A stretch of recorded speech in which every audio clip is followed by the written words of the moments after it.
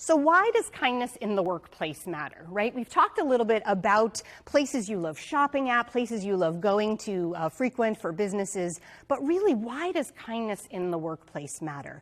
And I came up with the 3 R's that I believe are the most important reasons why kindness in the workplace matters. The first is your company reputation. And those of you who are business owners in this audience, you know that your reputation is on the line with your company and your culture. The second is your recruitment potential. Are you going to be able to recruit great talent to your company? If there's an amazing culture, that'll be a lot easier. And finally, the retention possibilities. You're going to be able to keep this great talent when they come to your company and love working for you. So let's talk a little bit about reputation for your company. Gone are the days when you can have an experience with a company, maybe you work for a company or you have an experience interacting with them, and you may go home and tell that experience that you've had with your partner, your spouse, your significant other, right? Those days are gone because now you have the opportunity to use social media. And you can share that story with potentially thousands of people in the world. Do I have any Uber users in this audience? Okay, a few of you, great.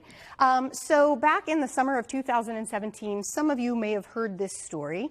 The Uber CEO, who had built the company to exponential growth, it was in dozens of countries at the time, he started getting some sexual harassment charges that summer, and he was also caught on video by a Uber user screaming at a fellow Uber driver. And that video went viral.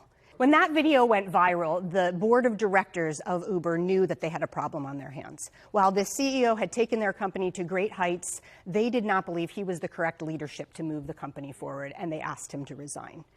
And they hired another CEO that came in and immediately began to look at the culture of the company that had this sort of macho culture, and that's how it had grown up, but that was not what they wanted moving forward.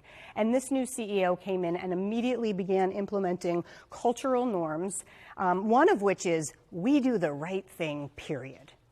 So now, a couple years later, Uber is looking at how they are slowly turning that ship. And I don't know how many of you maybe switched where you were using at the time. I heard about this story from my daughter, who was a 20-year-old at the time, living in Seattle, attending Seattle University, who was using Uber quite regularly. And she said, "Mom, my friends and I, we don't use Uber anymore. We've switched to another ride-sharing company," because she didn't want to support that kind of a company. So a company's reputation can absolutely be affected by what they are creating in their culture.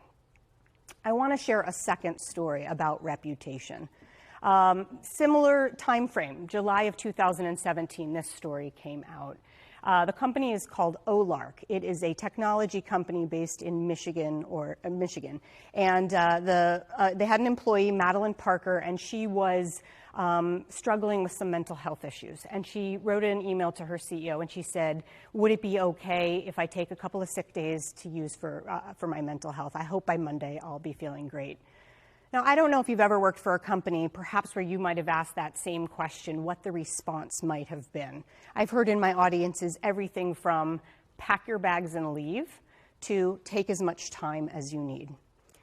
Ben Conglington, the CEO of Olark, wrote back to Madeline Parker, and he said, "Thank you for sending that email. Every time I get an email like this, it's a reminder of how important taking sick time is for mental health. Thank you for not feeling sad about doing that, and thank you for cutting through the stigma so you can bring your whole self to work."